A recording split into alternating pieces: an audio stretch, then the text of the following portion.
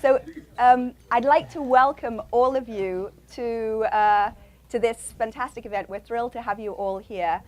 My name is Nikki Armacost with ARC Finance, and this event is about financing small-scale energy in the developing world.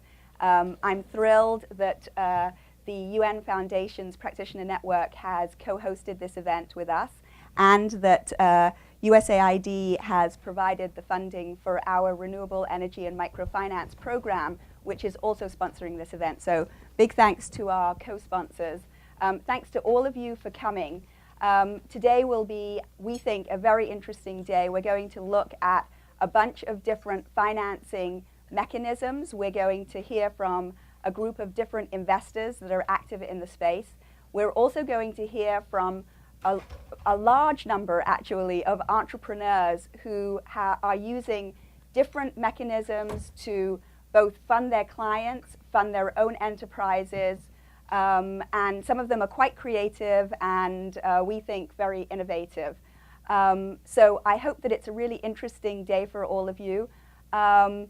You'll see that the agenda is really jam-packed, and that was because we wanted to feature as many entrepreneurs as we could. So you'll have to forgive us that we didn't put a lot of time for networking into the agenda. There's actually a lunchtime panel with a really interesting group of people. So we ask you to be generous with us for that, and to, if you do want to have conversations, please feel free to have them outside, but stay with us in the room. And at the end of the day, we're all going to go off. We found a very cool happy hour spot afterwards where we can all go on and carry on the conversations. So, so with that, thank you for coming. Jeff, would you like to say a couple of remarks? Sure. Well, on behalf of USAID, welcome to everyone. I have to admit, in years past, I had lost a bit of my enthusiasm for coming to energy poverty discussions, because felt like we were still piloting the same ideas. We had a lot of the same handful of companies that we talked about. And then I looked at the program that Nikki pulled together. I saw the diversity of companies we have here, investors, new business models, and I really got excited about today. So I think it's really going to be an exciting discussion. I feel very encouraged that maybe we've hit the corner in the road, and we're starting to break through that ceiling where, at least for a casual observer like myself, there's more companies now in the space than I can keep track of. There's new exciting technologies and improvement technologies and business models and financing models. So I'm really excited about today's discussion. Just a bit of background on USAID and our energy programs. Anyone who's ever attempted to meet with USAID will not be surprised to hear that we are a large organization. We invest about $500 million to $1 billion in the energy sector around the world per year. But one common theme we have across many of our programs is that commercially viable entities are the core of a healthy energy sector. And whether it's a large state-owned or corporatized or privatized utility or a small-scale energy service provider, if a commercially oriented approach is not at the core of that entity, it's going to be very difficult to reach our collective objectives, both on the environment and clean energy side and on the energy poverty side. And on the small scale side, we have what I guess could best be characterized as an all-of-the-above approach through programs like the Powering Agriculture Grand Challenge and Development Innovation Ventures. We have a portfolio of 20 to 30 companies where we place capital investments of between 500,000 and a couple million. We work through our programs like the Development Credit Authority, which my colleague Megan will talk a bit more about, our bilateral programs, PFAN network, to provide appropriate credit risk mitigation, technical assistance, and support both to the financial institutions and the private sector developers in the space, and our work through Nikki and ARC Finance and the Renewable Energy Microenterprise and Microfinance program, looking at a variety of different consumer payment models and trying to increase private sector investment in the space. I think the diversified approach is the result of the complexity of the sector, but also, to be quite honest, in the fact that we just don't have the answers in terms of what works best, what model is most appropriate for each particular circumstance. And that's one of the reasons I'm very happy with venues such as this, and I'd like to thank Nikki and her team at ARC Finance for organizing this, is because we really hope to develop a community of practitioners to very honestly discuss what's working out there, what's not working, and what are some of the new ideas that we need to pursue as we move forward, because the enormity of the challenge in front of us is just too large to have everyone trying to recreate the wheel. So thanks so much to Nikki and your team, and I really look forward to a great discussion today. Fantastic. And Susan McDade. Susan is representing Kande Mkela with Sustainable Energy for All. So Susan, to you. I'd like to say thank you very much for the invitation to be here. And before I do a sort of brief presentation about Sustainable Energy for All, I wanted to start with a short video that we have just to say some background. And Giselle's in the video, which is always great. Nearly 1.5 billion people like access challenges. Nearly 3 billion people who need it. Energy can transform economies, life, continents, our planet. We have a historic chance to eliminate energy poverty. UN Secretary General Ban Ki-moon has launched a new initiative. Let's bring energy to all. To power, Women, Progress, growth, our future. Energy for all.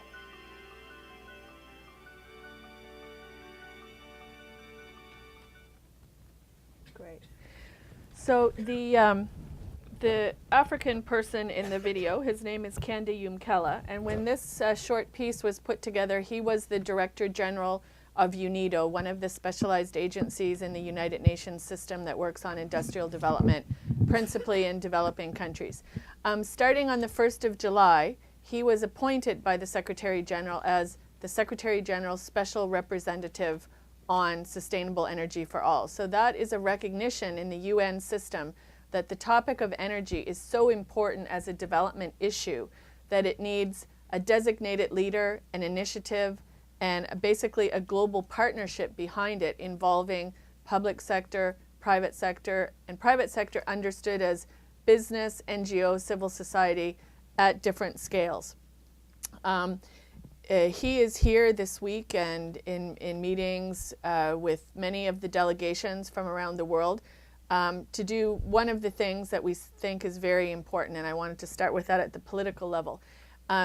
For those of you who come from a development background, you know there's a framework called the Millennium Development Goals that ran from 2000 to 2015.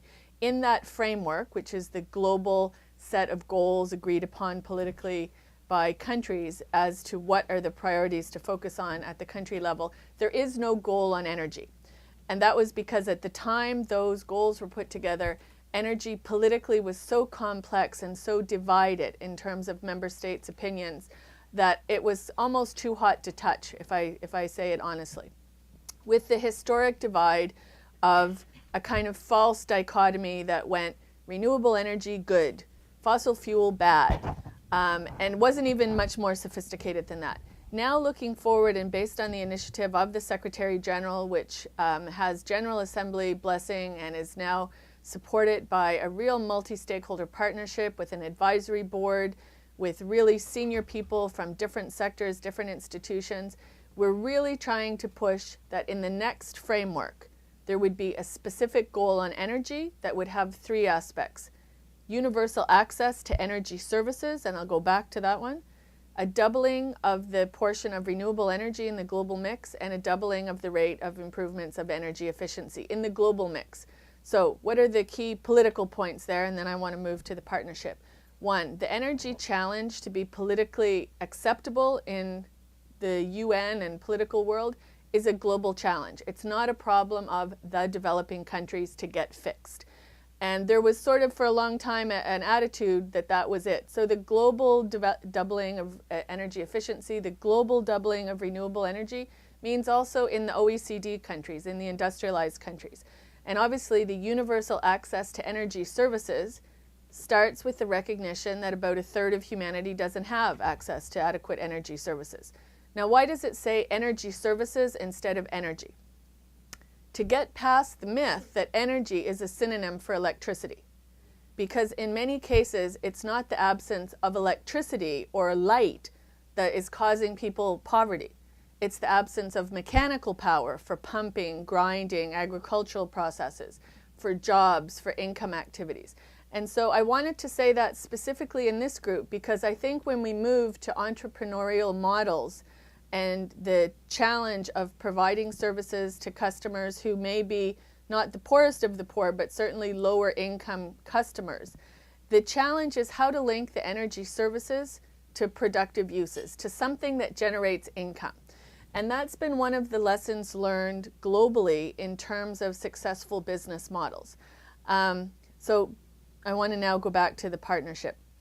The special representative of the Secretary General was appointed and started his new term on the 1st of July. There's a very small team that I'm part of in Vienna that supports this global initiative, and there's another small team in the Office of the Secretary General. But the real team is in the partnership. And in the partnership, we have the World Bank, the regional development banks, the UN system, the network of national development banks, leading bilateral countries, by which I mean countries that are committed to sustainable energy for all. The US is one of the countries, Norway, Denmark, other European countries. And we really feel like politically this is now a huge chance to get energy back on the development agenda, linked to the social justice, poverty, and equity agenda, not only linked to the environmental agenda. Now, why do I say not only linked to the environmental agenda? Politically, when energy is tied only to the environmental agenda, there's a whole segment of countries, governments, politicians that say, you know, you don't understand our needs. Don't tell me about polar bears falling through the ice if I've got 95% of my people in my country that cannot turn on a light. And so that sensitivity has played itself out politically. Now, within the Sustainable Energy for All initiative, in the run-up to Rio +20, there was a big push to get countries to stand up and say, this is a priority for us. More than 77 countries did that. In 50 of those countries, we've done now mapping exercises of the state of energy issues. And what is coming out clearly is that you need two approaches that are not mutually exclusive. So again, to avoid the dichotomies. There's a real important role for the large-scale, grid-connected electricity infrastructure that will come through large-scale investments. And in that world, commercial financing, the World Bank, the regional development banks are very important. But we know the project cycle is very, very long, and that type of work does not often get to the remote places, to lower income communities, and to places that are physically distant from electricity grids. So the bottom-up part of solutions is another area where we're trying to work with groups like you are all coming from to learn what are the best practices in business development, in financing, and especially the link not just between energy financing, but the consumer financing of the appliances that use energy so that the energy can be linked to productive uses. And that's where I want to kind of come back to the business models that you're going to talk about in this seminar. We know that there have been a lot of models developed on how to finance the access to the solar panel, to the pump, to the lighting system, but sometimes there hasn't been as much attention to what are the things that use energy that generate income that also need to be financed. So the issue of financing and enabling a household or consumers not just to access the energy service, but to turn that energy service into something that changes their income status or the welfare of the family. And that linkage in the discussions that are going to come up, that will be one of the things we're most interested to learn about as to, from your experiences and the different business models that you're doing, where are those innovations? Because in our scan of what's going on, we think that that combination of finance the energy, but finance the stuff that uses the energy, are probably two essential elements of a successful business. Why? because the global evidence is, although people are needing light and want light, if a poorer family gets only light, it does not implicitly change the income status of the household. Unless the electricity and the light are used to do something that change the revenue flow of the family, the community, or whatever, the ability to pay over the long term can be questionable. And I want to put that on the table because that combination of financing for the energy and the business models that are developed for that, but the financing for the use of the energy, the machines and the processes that you need for that, we think is really part of a successful combination. Right now, we're rolling out this partnership all over the world, and we're trying to really engage more effectively with the business and entrepreneurial community so that that off-grid, decentralized, community-based, targeted at consumers, and seeing people in developing countries as consumers and clients rather than as beneficiaries of giveaway energy projects is really important for us. So I just wanted to close by saying the opening remarks that you made really ring true for us. We also think that business-based models that look at income, sustainability, and revenue will be actually the way to get to what is a very big market of people who want energy in order to have a better quality of life. Thank you so much, Susan. One of the things that we're really hoping to do to make this session a little bit different perhaps than some of those other ones that Jeff didn't like in his previous existence is that we want to encourage conversations between the panels. So what you're going to hear throughout the course of today is panelists referring back to panels that happened before, and panelists referring to people that they know who are speaking on panels and organizations that they're associated with that are coming later in the day. So that those of us who end up being here for the whole day will have a feeling, hopefully at the end of the day, of a really holistic conversation that is getting at a number of the things that both Jeff and Susan have talked about, not only the end user finance, but the supplier credit, the credit for the enterprises, the productive uses, and making sure that the right kind of financing mechanisms are out there for the stage of development of the institutions that need that access. So we think it's going to be a really exciting day. We're thrilled that you're all here with us.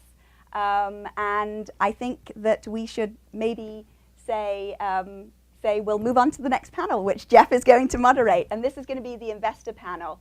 So, Megan, the big ideas, you're right. It's going to be the big ideas. Let's start with the big ideas first. So we have Carl and Martin and Megan, who are all here. Fantastic. We have one more chair. Great. We'll pull one more chair over. Thank you.